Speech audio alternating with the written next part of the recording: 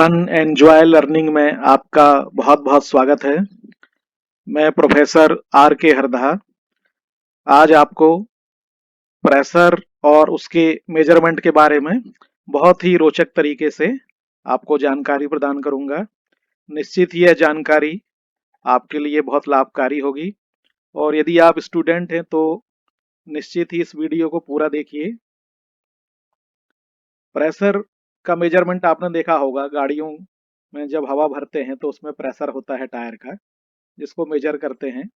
एक pressure gauge होता है जिससे मेजर करते हैं। और आजकल डिजिटल मेजरिंग डिवाइसेस आ गए हैं, तो इस तरीके से प्रेशर का मेजरमेंट हम डिजिटल डिवाइस से करते हैं। आज जो टॉपिक मैं कवर करने जा रहा हूँ वो है what is pressure.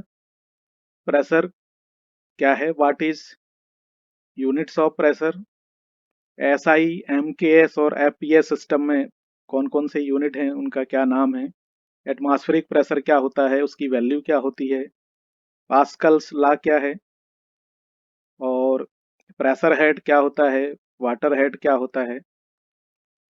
Change in atmospheric pressure, altitude के हिसाब से एटमॉस्फेरिक प्रेशर में क्या चेंज होता है, या डेप्थ के हिसाब से क्या चेंज होता है, प्रेशर मेजरिंग डिवाइसेस कौन कौन से हैं, और हम कुछ लाइव एग्जांपल्स भी देंगे। इस तरीके से बहुत ही रोचक जानकारी आपको आज के इस लेक्चर में मिलने वाली है। तो सबसे पहले हम देखते हैं कि प्रेशर क्या है। तो सभी ने बैलून्स फुलाए होंगे। तो ये बैलून में जब हवा भरते हैं तो बैलून के अंदर प्रेशर बढ़ता है और बैलून फूल जाता है। तो ये प्रेशर का एक सिग्निफिकेंस है। आपने मेजरमेंट में देखा होगा, ये जैसे कार का जो टायर है उसमें प्रेशर को मेजर करने के लिए एक डिवाइस लगा हुआ है। और आजकल जो है डिजिटल डिवाइसेस भी आ गए हैं। ये देखिए साइकिल में हम कितना प्रेशर है उसको मेजर कर रहे हैं। प्रेशर की डेफिनेशन क्या है? डेफिनेशन ऑफ प्रेशर, प्रेशर को हम डिफाइन करते हैं, pressure is the normal force applied on surface of A object पर यूनिट एरिया। मतलब फोर्स पर यूनिट एरिया कितना लगा हुआ है उसको हम बोलते हैं प्रेशर।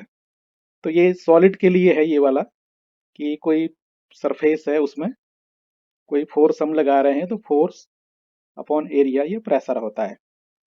इसी प्रकार pressure is defined as a normal force exerted by a fluid per unit area. जैसे कोई लिक्विड है, जैसे गैस है या लिक्विड है, तो उसके लिए ये लगता है कि pressure is exerted a force. जैसे आप चित्र में देख रहे हैं कि ये कोई फ्लूइड है जिसका प्रेशर है, ये फोर्स पर यूनिट एरिया में लगता है, इसको भी हम प्रेशर बोलते हैं। तो ऊपर वाली डेफिनेशन सॉलिड के लिए लागू होती है और नीचे वाली डेफिनेशन लिक्विड के लिए लागू होती है। लिक्विड के लिए भी हो सकती है और गैस के लिए भी हो सकती है। तो इस दोनों तरीके से हम प्रेशर को डिफाइन करते हैं। Pressure is equal to force upon area. Force का यूनिट होता है न्यूटन और एरिया का यूनिट होता है मीटर स्क्वायर। इस तरीके से न्यूटन पर मीटर स्क्वायर को हम बोलते हैं पास्कल। यूनिट ऑफ प्रेशर क्या है? जैसे अलग अलग सिस्टम में अलग अलग यूनिट होते हैं, तो सबसे पहले हम एसआई सिस्टम की बात करते हैं। तो एसआई सिस्टम में जो प्रेशर का यूनिट है उसको बोलते हैं पास्कल। न्यूटन पर मीटर स्क्वायर है, इसको पास्कल बोलते हैं। लेकिन आपने देखा होगा कि पास्कल जो है ये बहुत छोटा यूनिट है। Pascal is very small unit. क्यों है स्मॉल, मैं आपको बताता हूँ कि एक न्यूटन का बल 1 मीटर स्क्वायर एरिया में यदि हम लगाते हैं तो वो 1 पास्कल होता है। तो आप देखिए 1 न्यूटन बल बहुत छोटा होता है और 1 मीटर स्क्वायर एरिया जो है वो बहुत बड़ा होता है। तो फोर्स कम है और एरिया ज्यादा है तो निश्चित ही प्रेशर कम होगा। तो इसको बड़ा करने के लिए हमको थोड़े बड़े यूनिट का यूज करना है। तो इसको बड़ा करने का एक तरीका ये है कि इंटरनेशनल सिस्टम में हम जैसे किलो लगा देंगे या मेगा लगा देंगे, गीगा टेरा में, तो ये मल्टीपल में बढ़ जाता है। जैसे किलो मतलब 1000, मेगा मतलब 10 लाख। इस तरीके से सीधे सीधे किलो या मेगा से हम इसको बढ़ा सकते हैं। जो कॉमनली यूज्ड जो यूनिट है प्रेशर का वो मेगा पास्कल हम यूज करते हैं, जो कि 10⁶ न्यूटन पर मीटर स्क्वायर के बराबर होता है। और 1 मेगा पास्कल में यदि हम एरिया को कम कर देंगे, एरिया को मीटर की जगह हम मिलीमीटर स्क्वायर में करेंगे, तो भी ये 1 मेगा पास्कल के बराबर होता है। दूसरा इसको किलो में करते हैं। यदि फोर्स हम बढ़ा देते हैं, न्यूटन की जगह यदि हम किलो न्यूटन में फोर्स लगाते हैं, तो ये किलो पास्कल जो है वो किलो न्यूटन पर मीटर स्क्वायर को हम किलो पास्कल बोलते हैं।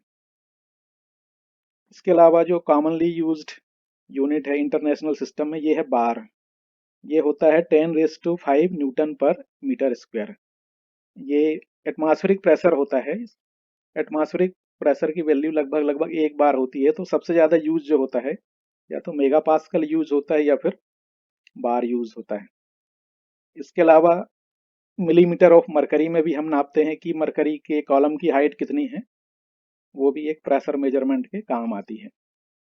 अब हम MKS सिस्टम की बात करें तो MKS सिस्टम में किलोग्राम फोर्स पर सेंटीमीटर स्क्वायर जो है यूनिट है, इसको यदि हम पास्कल में निकालेंगे तो लगभग लगभग ये 98 किलो पास्कल के करीब होता है। और दूसरा यूनिट है फुट पाउंड सिस्टम। ये ब्रिटिश सिस्टम है। अंग्रेज लोग या यूरोप में ये ज़्यादा यूज होता है, जैसे जर्मनी है, फ्रांस है या ब्रिटेन है, वहाँ पर ये यूनिट ज़्यादा यूज होता है। पाउंड पर स्क्वायर इंच।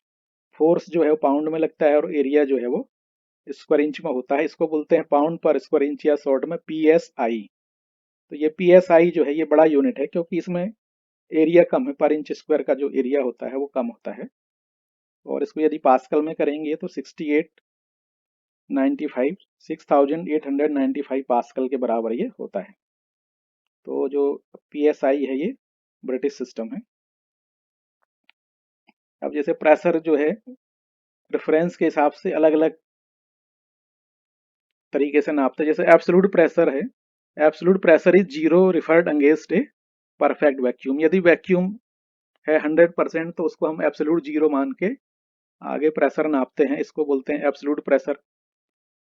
गेज प्रेशर, इसमें एटमॉस्फेरिक प्रेशर को हम रेफरेंस मान के चलते हैं, जीरो मान के, उसके ऊपर जो है उसको प्लस में लेते हैं और यदि उसके नीचे है तो माइनस में लेते हैं। और एक प्रेशर होता है वैक्यूम प्रेशर। ये एटमॉस्फेरिक प्रेशर से नीचे है तो इसको हम बोलते हैं वैक्यूम प्रेशर। अब जैसे हम देखें कि एब्सोल्यूट प्रेशर, गेज प्रेशर और वैक्यूम प्रेशर क्या होता है। तो एब्सोल्यूट प्रेशर में हम जीरो, एब्सोल्यूट जीरो को जीरो लेते हैं और इसके ऊपर जो भी जाते हैं उसको एब्सोल्यूट प्रेशर हम गिनते हैं। दूसरा होता है एटमॉस्फेरिक प्रेशर। एटमॉस्फेरिक प्रेशर हम मीन सी लेवल में नापते हैं, या मान लो जहाँ पे आप हैं तो वहाँ का प्रेशर हो सकता है एटमॉस्फेयर के हिसाब से कम ज़्यादा हो, तो ये आपके आसपास का जो प्रेशर है वो एटमॉस्फेरिक प्रेशर होता है। एटमॉस्फेरिक प्रेशर के ऊपर यदि हम नापते हैं तो उसको गेज प्रेशर बोलते हैं। एटमॉस्फेरिक प्रेशर को इसमें जीरो मान के फिर ऊपर की जो वैल्यू है उसको गेज प्रेशर में नापते हैं। और एक एब्सोल्यूट प्रेशर और है यदि वैक्यूम, जिसको हम बोलते हैं। यदि हमारा प्रेशर एटमॉस्फेरिक प्रेशर से कम है तो उसको हम बोलते हैं वैक्यूम प्रेशर। तो एब्सोल्यूट में ये प्लस होता है और गेज प्रेशर में ये माइनस होता है। अब जैसे यहाँ पे देखिए, आप एक डायल गेज दिया हुआ है प्रेशर मेजर करने का, तो इसमें दो यूनिट एक साथ दिए हुए हैं, केजी पर सेंटीमीटर स्क्वायर दिया हुआ है और PSI दिया हुआ है। तो इसमें रेड में PSI दिया हुआ है और ब्लैक में KgF पर सेंटीमीटर स्क्वायर दिया हुआ है। तो आप इसी गेज से दोनों यूनिट में नाप सकते हैं। PSI जो है अभी भी बहुत सारे डिवाइसेस में यूज होता है और KgF भी यूज होता है, तो हम इस प्रेशर गेज से दोनों प्रेशर नाप सकते हैं। अब एक और यूनिट होता है जिसको हम बोलते हैं बार। तो ये बार जो है वो SI सिस्टम में है। तो आजकल जो गेज आते हैं उसमें बार में भी दिया होता है और PSI में भी दिया होता है। तो जैसे एक बार जो होता है वो 14.5 PSI के बराबर होता है। जैसे बार में यदि प्रेशर दिया हुआ है तो हम उसको यदि PSI में कन्वर्ट करेंगे तो वो 14.5 PSI के बराबर होता है। स्टैटिक फ्लूइड प्रेशर जो है, ये फ्लूइड यदि स्टैटिक पोजीशन में है, उसमें कोई फ्लो नहीं हो रहा है, तो उस समय जो प्रेशर होता है उसको स्टैटिक फ्लूइड प्रेशर कहते हैं। और इसको नापने का तरीका क्या है कि कितना प्रेशर है, तो रो इंटू जी इंटू एच। रो क्या है, इसमें मास डेंसिटी ऑफ फ्लूइड है। जैसे यदि पानी है तो पानी की मास डेंसिटी लेंगे, या कोई दूसरा फ्लूइड है तो हम उसकी मास डेंसिटी लेंगे। जी है एक्सेलरेशन ड्यू टू ग्रेविटी, ये 9.8 मीटर पर मीटर स्क्वायर होता है। और डेप्थ ऑफ फ्लूइड जो है, कितनी गहराई में या ऊंचाई में फ्लूइड भरा हुआ है, ये प्रेशर। तो इस तरीके से pressure equal to rho into G into H. अब इसमें जैसे हमको डेप्थ यदि कैलकुलेशन करना है तो पानी की डेंसिटी हम लेते हैं 1000 kg पर मीटर क्यूब। यदि हमको मरकरी की लेना है तो ये 13.6 टाइम्स ज़्यादा होती है, तो मरकरी की आ जाएगी 13,600 किलोग्राम पर मीटर क्यूब। और एक्सलरेशन ड्यू टू ग्रेविटी हम लेते हैं 9.8 मीटर पर सेकंड स्क्वायर। तो इस तरीके से प्रेशर हेड हम निकाल सकते हैं फार्मूले का यूज करके रो इंटू जी इंटू एच से। अब जैसे स्टैटिक फ्लूइड प्रेशर जो है ये किसके ऊपर डिपेंड करता है, ये हाइट के ऊपर डिपेंड करता है कि हाइट कितनी है। जैसे यहाँ पे देखिए आप, इसमें वाटर की हाइट 10 मीटर है और चौड़ाई 10 फीट है, दूसरे में 1 फीट है और ऊंचाई 10 फीट है, और तीसरे में ऊंचाई 10 फीट है, और तो उसमें प्रेशर आपका बराबर होगा। अगला हम एग्जाम्पल लेते हैं। जैसे यदि हाइट कम ज़्यादा है तो फिर क्या होगा, जैसे ये 10 फीट हाइट है, ये 15 फीट हाइट है और ये 20 फीट हाइट है, तो 10 फीट हाइट में प्रेशर कम होगा, 15 फीट हाइट में प्रेशर जो है ज़्यादा हो जाएगा, और 20 फीट हाइट में और ज़्यादा हो जाएगा। तो ये किसके ऊपर डिपेंड करता है, हेड के ऊपर डिपेंड करता है कि पानी की या जो भी लिक्विड है उसकी ऊंचाई कितनी है। Liquid pressure increases with depth, जैसे जैसे गहराई बढ़ते जाएगी उसके हिसाब से प्रेशर बढ़ते जाता है। यहाँ पे देखिए जैसे नीचे हाई प्रेशर है, फिर ऊपर लो प्रेशर है, तो जैसे जैसे ऊपर जाते जाएंगे लिक्विड का प्रेशर कम होते जाता है। तो इसको हम एक जेट से देख सकते हैं, ऊपर वाली जेट जो है कम दूरी तक जाएगी और नीचे वाली जेट ज़्यादा दूरी तक जाएगी। क्यों जाएगी, क्योंकि नीचे जो है फ्लूइड का प्रेशर जो है वो ज़्यादा होता है। तो इसको निकालने का तरीका वही है कि प्रेशर कितना है हम रो इंटू जी इंटू एच से निकाल सकते हैं। अब एटमॉस्फेरिक प्रेशर की बात करें तो atmospheric pressure also known as barometric pressure, ये बैरोमीटर से निकाला जाता है। तो ये एटमॉस्फेयर का जो प्रेशर है उसको हम बोलते हैं एटमॉस्फेरिक प्रेशर, और ये अलग अलग जगह पे अलग अलग होता है। अब जैसे एटमॉस्फेरिक प्रेशर होता है, उसका एक एग्जांपल है कि यदि हम किसी गिलास में पानी भरेंगे और नीचे एक कार्डबोर्ड लगाएंगे और यदि हम उसको उलट देंगे तो पानी नहीं गिरता है। क्यों नहीं गिरता है, क्योंकि एटमॉस्फेरिक प्रेशर जो है उसको दबा के रखता है। या जैसे ड्रॉपर है, तो ड्रॉपर से हम जब पानी खींचते हैं तो वैक्यूम के कारण जो है पानी ऊपर चढ़ जाता है, क्योंकि एटमॉस्फेरिक प्रेशर उसको ऊपर लेके जाता है। अब एक बहुत अच्छा एक्सपेरिमेंट है मैगडेबर्ग हेमिस्फीयर एक्सपेरिमेंट। ये आपने देखा होगा फेविकोल का इसमें एक लोगो बना हुआ है, इसको देख के हो सकता है आपको कुछ याद आ जाए, तो इसके बारे में बताता हूँ मैं कि ये क्या है। एक मैगडेबर्ग स्फीयर है, एक स्फीयर है, गोला आधा आधा गोला है, और इसको क्या करते हैं कि सबसे पहले जो है ये एटमॉस्फेरिक प्रेशर होता है, इसको बताने के लिए एक्सपेरिमेंट किया गया था 1650 में ऑटो वॉन यूरिक के द्वारा। ये जर्मनी के टाउन मैगडेनबर्ग में हुआ था। इसमें क्या किया गया था कि ये मैगडेनबर्ग हेमिस्फीयर है, इसमें कॉपर के 2 हेमिस्फीयर हैं और इनको जोड़ के उसके बीच की हवा निकाल ली जाती है।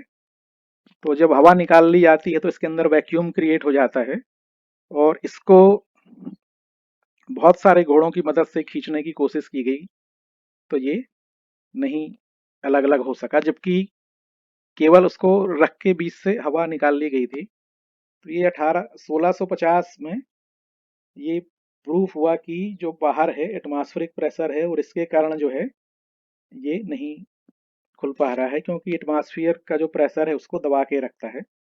तो इस एक्सपेरिमेंट के द्वारा जो है ये बताया गया है। अब एटमॉस्फेरिक प्रेशर की वैल्यू कितनी होती है, ये मीन सी लेवल के लिए वैल्यू है। जैसे एटमॉस्फेरिक प्रेशर को हम 1 एटमॉस्फेयर भी बोलते हैं। मरकरी के लिए 760 mm ऑफ मरकरी, पास्कल में निकालेंगे तो 0.101325 मेगा पास्कल होगा, किलो पास्कल में 101.325 किलो पास्कल, बार में ये बैरोमेट्रिक प्रेशर में बार में 1.01325 होगा, और यदि kgf पर सेंटीमीटर स्क्वायर में निकालेंगे तो भी ये 1.01325 होगा। तो यहाँ पर बार जो है ये एटमॉस्फेरिक प्रेशर को शो करता है। इसकी वैल्यू कम ज़्यादा होती है, ऊंचाई में कम होती है और गहराई में इसकी वैल्यू ज़्यादा होती है। और यदि पाउंड पर स्क्वायर में निकालेंगे तो इसकी वैल्यू जो आती है 14.7 psi आती है। तो ये मीन सी लेवल के लिए एटमॉस्फेरिक प्रेशर की वैल्यू है। अब एटमॉस्फेरिक प्रेशर को कैसे नापते हैं, तो इसके लिए एक डिवाइस आता है जिसको हम बोलते हैं बैरोमीटर। तो ये बैरोमीटर जो है एक कंटेनर होता है जिसमें मरकरी के एक ट्यूब होता है जिसको उल्टा लगाते हैं। तो इसमें ऊपर जो वैक्यूम क्रिएट होता है उसके कारण 760 mm तक ये जो है मरकरी इसमें ऊपर चढ़ जाता है। तो ये एक्सपेरिमेंट सभी लोगों ने किया होगा या देखा होगा। तो ये मरकरी की हाइट जो है इसमें 760 mm ऑफ Hg के लगभग आती है एटमॉस्फेरिक प्रेशर मीन सी लेवल पर। और इसको निकालने का फार्मूला यदि अपने को निकालना हो तो रो इंटू जी इंटू एस से हम निकाल सकते हैं। तो मीन सी लेवल में जो वैल्यू आती है वो 1.01325 बार के बराबर आती है। अब जैसे हम ऊंचाई पे जाते हैं तो एटमॉस्फेरिक प्रेशर जो है कम हो जाता है। तो जैसे मीन सी लेवल में जो एटमॉस्फेरिक प्रेशर यदि 1 बार है और यदि हम 5.5 किलोमीटर ऊपर जाते हैं तो प्रेशर घट के 0.5 बार हो जाता है। इसलिए हवाई जहाज में आपने देखा होगा कि ऊंचाई में जब जाते हैं तो वहां पे प्रेशर कम हो जाता है और हमको सांस लेने में तकलीफ हो जाती है। 11 किलोमीटर की ऊंचाई पर यदि कोई जहाज उड़ रहा है तो वहां पर जो प्रेशर है वो एटमॉस्फेरिक प्रेशर जो है वो 0.25 बार के बराबर हो जाता है। और यदि हम और ज़्यादा ऊंचाई पे चलेंगे 500 किलोमीटर की ऊंचाई पर जो है वैक्यूम आ जाता है, एब्सोल्यूट जीरो प्रेशर या जीरो बार आ जाता है। वहां पर वैक्यूम होता है वो प्रेशर जीरो हो जाता है। तो यदि 500 किलोमीटर की ऊंचाई पर हम हैं तो अब यदि समुद्र में नीचे हम जाते हैं तो पानी का प्रेशर कितना होता है, यदि हम 10 मीटर गहराई में हैं तो 1 बार का प्रेशर वहां बढ़ जाता है। 20 मीटर की गहराई पर हैं तो 2 बार का प्रेशर वहां पे बढ़ जाता है। और यदि हम 3000 मीटर की गहराई पर हैं यदि समुद्र में तो हमको 300 बार का प्रेशर वहां पर लगेगा। तो जैसे जैसे नीचे हम बढ़ते जाते हैं वैसे वैसे प्रेशर जो है बढ़ते जाता है। Why wind blows on earth, हवा क्यों चलती है, तो इसका सीधा सा कारण है कि प्रेशर जो है वो हाई प्रेशर से लो प्रेशर की ओर चलता है। तो इस तरीके से लो प्रेशर में गर्म हवा जो है ऊपर जाती है और ठंडी हवा जो है गर्म हवा की जगह भरती है। इस तरीके से हवा चलती है, ये प्रेशर डिफरेंस के कारण होता है। अब हम पढ़ेंगे पास्कल लॉ। ये ब्लाइसी पास्कल जो है फ्रेंच मैथमेटिशियन उनके द्वारा पहली बार बताया गया था। और जो प्रेशर का यूनिट है पास्कल वो भी इन्हीं के नाम पर रखा गया है। तो ये फ्रेंच मैथमेटिशियन थे और इनका पास्कल का नियम है जो फ्लूइड मैकेनिक्स में लागू होता है। Pascal's law state that the pressure of a gas और liquid exerts force equally in all directions against the wall of its container। तो यदि कोई लिक्विड भरा हुआ है किसी भी कंटेनर के अंदर और यदि उसमें प्रेशर है तो वो प्रेशर जो है ऑल डायरेक्शन में लगाएगा, परपेंडिकुलर डायरेक्शन में बराबर का प्रेशर लगाएगा। ये पहली बार पास्कल ने बताया। और ये किसके लिए लागू होता है, ये लिक्विड और गैसेस के लिए लागू होता है। अब एक हाइड्रोलिक लिफ्ट का एक एग्जांपल देखते हैं। ये गाड़ियों को सर्विसिंग के लिए जब लेके जाते हैं तो उसको लिफ्ट करने के काम आता है। तो ये पास्कल लॉ पर काम करता है। इसमें हम कम फोर्स के द्वारा ज़्यादा भार को उठा सकते हैं। तो यहाँ पर जो प्रेशर है वो सभी जगह बराबर है और एरिया जो है वो फोर्स हम लगा रहे हैं वहाँ का एरिया कम है और जहाँ पर कार उठा रहे हैं वहाँ पर का एरिया ज़्यादा है। और प्रेशर जो है पूरा लिक्विड है, हाइड्रोलिक है, तो वहाँ पर प्रेशर बराबर है। तो यदि हम एरिया को 10 गुना कर देंगे तो हम उतने ही बल से 10 गुना ज़्यादा भार उठा सकते हैं। तो जैसे यदि हम 100 किलो का बल लगा रहे हैं तो हम 1000 किलो का भार उससे उठा सकते हैं। तो ये हाइड्रोलिक लिफ्ट जो है इस सिद्धांत पर कार्य करती है जिसमें पास्कल का नियम लागू होता है। अब जैसे इसमें जो है 10 टाइम्स ओरिजिनल फोर्स, हम जितना बल लगाएंगे उससे 10 गुना बल हमको यहाँ पर मिलेगा। अब जैसे फ्लूइड मैकेनिक्स की बात करें तो इसमें हाइड्रोलिक्स और न्यूमेटिक्स आता है। हाइड्रोलिक्स में लिक्विड होता है, ये नॉन कंप्रेसिबल होता है, इसमें प्रेशर हेड और वाटर हेड होते हैं, जबकि न्यूमेटिक्स में गैसेस यूज होती हैं। कोई भी गैस है उसको हम न्यूमेटिक्स के अंदर पढ़ते हैं। क्योंकि गैसेस कंप्रेसिबल होती हैं इसलिए इसमें gas law P V equal to N R T लागू होता है। अब हम कुछ प्रेशर मेजरिंग डिवाइसेस की बात करते हैं कि कौन कौन से डिवाइस यूज होते हैं। तो ज़्यादातर बर्डन गेज यूज होता है। इसके अलावा diaphragm gauge, bellows type gauge, manometers use होते हैं, resistance gauge, Pirani gauge, piezo electric transducers और आयोनाइजेशन गेज यूज होते हैं। तो सबसे पहले हम देखते हैं बर्डन गेज क्या होता है। ये इस सिद्धांत पर कार्य करता है, जब प्रेशर होता है तो ये उसको फैला देता है और एक जो उसका पॉइंटर है वो आपका प्रेशर उसमें बता देता है। ये वैक्यूम भी इससे नाप सकते हैं। दूसरा है डायाफ्राम गेज। डायाफ्राम गेज जो है इसमें डायाफ्राम लगता है जो प्रेशर के साथ जो है वो ऊपर नीचे होता है। तीसरा है बेलोज टाइप। इसमें एक बेलो होता है जो प्रेशर के कारण ऊपर या नीचे होता है, जैसे ज़्यादा प्रेशर में ऊपर हो गया और कम प्रेशर में नीचे हो गया। तो इस तरीके से बेलोज टाइप गेज यूज होते हैं।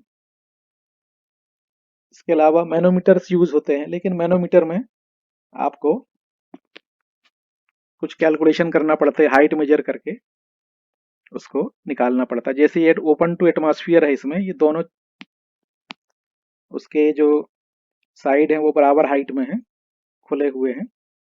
और इसमें देखिए ये प्रेशर इसमें पॉजिटिव प्रेशर है तो एटमॉस्फेयर की तरफ इसकी हाइट ज़्यादा है। और ये वैक्यूम नापने के लिए होता है जिसमें वैक्यूम साइड में हाइट ज़्यादा है। तो मैनोमीटर से प्रेशर नापने के लिए हमको रो इंटू जी इंटू एच का फार्मूला लगाना पड़ता है। इसी में डिफरेंशियल यूट्यूब मैनोमीटर भी यूज होते हैं, तो इनको भी हमको कैलकुलेट करके निकालना पड़ता है। रेजिस्टेंस गेज है, ये ज़्यादातर डिजिटल आते हैं और चूंकि स्ट्रेन गेज जो है वो प्रेशर के हिसाब से कम ज़्यादा होता रहता है तो इसको हम सीधे डिजिटली मेजर कर सकते हैं। पिरानी गेज जो है ये वैक्यूम प्रेशर को नापने में ज़्यादातर काम आता है, तो ये भी डिजिटल ही होता है। अब प्रेशर को नापने के लिए जो आजकल डिजिटल जो इक्विपमेंट्स आ रहे हैं, ये पीजो इलेक्ट्रिक ट्रांसड्यूसर्स होते हैं। A piezoelectric sensor is a device that uses the piezoelectric effect to change in pressure, acceleration, temperature, strain or force by converting them to an electric charge. Piezo का मतलब होता है Greek में squeeze करना या press करना। जैसे आप ये देखेंगे ये पीजो इलेक्ट्रिक क्रिस्टल है, ये प्रेशर के हिसाब से स्क्वीज होता है और उसमें इलेक्ट्रिक चार्ज कम या ज़्यादा होता है जो डायरेक्ट हम मेजर कर सकते हैं और वो डिजिटल फॉर्म में हमको डायरेक्ट प्रेशर की वैल्यू बता सकता है। तो आजकल पीजो इलेक्ट्रिक ट्रांसड्यूसर का यूज सबसे ज़्यादा हो रहा है प्रेशर नापने में। ये आयोनाइजेशन गेज है, ये वैक्यूम प्रेशर को नापने के लिए, यदि बहुत ज़्यादा वैक्यूम बहुत ज़्यादा लो प्रेशर है तो उसको नापने के लिए हम आयोनाइजेशन गेज का यूज करते हैं। इसमें 10⁻⁻6 से लेके 10⁻10 मिलीमीटर ऑफ Hg का प्रेशर हम वैक्यूम प्रेशर हम नाप सकते हैं। अब डिजिटल एज में आप देखेंगे कि ज़्यादातर डिवाइसेस जो है ये डिजिटल हो गए हैं और आप सीधे रीडिंग लेके प्रेशर मेजर कर सकते हैं। इसमें से ज़्यादातर पीजो इलेक्ट्रिक ट्रांसड्यूसर का ही यूज इसमें किया जाता है। अब हम देखते हैं कि how much you understood, let's check. अभी तक आपने कितना समझा है उसको हम चेक करते हैं। एक एग्जांपल लेते हैं। जैसे एक वाटर टावर है और एक यहाँ पर एक घर बना हुआ है पहाड़ी में, जहाँ पर ये एक बाथरूम बना हुआ है। ये वाटर टावर की ऊंचाई जो है 20 मीटर है यहाँ से रेफरेंस से, और जो वाटर शावर है वो ऊपर से 10 मीटर की ऊंचाई पर है। तो हमको ये बताना है कि ये जो घर बना हुआ है, यहाँ पर जो शावर लगा हुआ है उसमें कितना प्रेशर हमको मिलेगा। ये स्टैटिक प्रेशर हमको निकालना है। तो ये देखिए, ये शावर लगा हुआ है यहाँ पर। इसमें हमको क्या करना है कि what would be the pressure of water at shower. तो ये कैसे निकालेंगे? इसमें हमको प्रेशर मिलेगा 10 मीटर हाइट के बराबर प्रेशर मिलेगा। जो पानी की हाइट है वो 10 मीटर है। तो इसको हम P equal to rho into G into H से निकाल सकते हैं। पानी की डेंसिटी हम 1000 किलोग्राम पर मीटर क्यूब लेंगे, और जो एक्सलेशन ड्यू टू ग्रेविटी है वो 9.8 मीटर पर सेकेंड स्क्वायर लेंगे, और हाइट हम 10 मीटर लेंगे। तो ये P equal to rho into G into H से निकल आएगी। और आप कैलकुलेट करेंगे तो इसकी वैल्यू कितनी आएगी, 1 बार या 0.1 मेगा पास्कल के बराबर आएगी। अब चलिए हम एक क्विक रिव्यू लेते हैं कि हमने क्या सीखा। तो इसमें जो सबसे ज़्यादा जो उपयोग हुआ है वो स्टैटिक फ्लूइड कंटेनर और पाइप का हमने यूज़ किया हुआ प्रेशर नापने में। क्योंकि यदि फ्लूइड फ्लो हो रहा है तो उसमें काइनेटिक एनर्जी होती है, और काइनेटिक एनर्जी जो है वो कभी प्रेशर एनर्जी में कन्वर्ट होती है या कभी फ्लो एनर्जी में कन्वर्ट होती है। तो ये जो मेजरमेंट हमारे हैं वो किसके लिए हैं? स्टैटिक फ्लूइड के लिए हैं, जिसमें ये फार्मूला लगता है pressure equal to rho into G into H. तो यदि आपको हाइट दी हुई है तो प्रेशर निकाल सकते हैं, या प्रेशर दिया हुआ है तो हाइट निकाल सकते हैं। इस तरीके से हम इसका यूज कर सकते हैं। अब जैसे मान लो 1 मीटर यदि वाटर हेड है तो प्रेशर होगा 0.1 बार गेज प्रेशर में। यदि 3 मीटर हाइट है तो कितना होगा गेज प्रेशर? 0.3 बार होगा। और यदि वाटर हेड की हाइट है 10 मीटर तो इसका गेज प्रेशर कितना होगा? 1 बार। मतलब एटमॉस्फेयर पे वो कितना प्रेशर लगाएगा? 1 बार का प्रेशर लगाएगा यदि पानी की हाइट 10 मीटर है। तो इस तरीके से हम ये निकाल सकते हैं कि पानी की हाइट कितनी है तो वो कितना प्रेशर लगाएगा, या इसका रिवर्स में क्या होता है, यदि हमको प्रेशर मालूम है, प्रेशर कितना है तो पानी कितनी ऊंचाई तक चढ़ेगा, ये हम निकाल सकते हैं। दोनों चीजें हम निकाल सकते हैं। तो इस तरीके से प्रेशर क्या है और उसके यूज क्या है, मेजर कैसे करते हैं, यूनिट्स क्या हैं, इसके बारे में हमने बहुत सारी जानकारी प्राप्त की। और निश्चित ही ये जानकारी आपको अपने पढ़ाई में काम आएगी। तो आप सभी का बहुत बहुत धन्यवाद। और यदि मेरा ये वीडियो आपको पसंद आया हो तो आप इसको लाइक और सब्सक्राइब ज़रूर कीजिएगा।